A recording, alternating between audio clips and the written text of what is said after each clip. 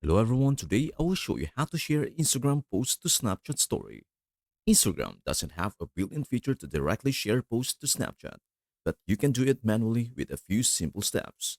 And here's how it's done. Open Instagram and find the post you want to share. Tap the paper airplane icon below the post. A menu will pop up.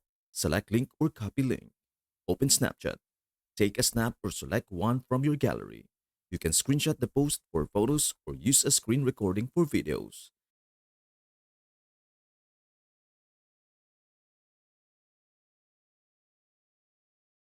Tap the paperclip icon on the right side. Paste the Instagram link into the URL bar. Now you have two options.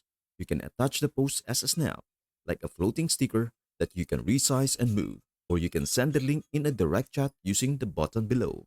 If you choose the snap option, people can tap on it to view your Instagram post directly.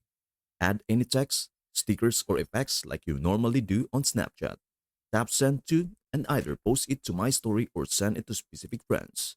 Tap send and you are done. And that is everything you need to know about how to share Instagram posts to Snapchat story.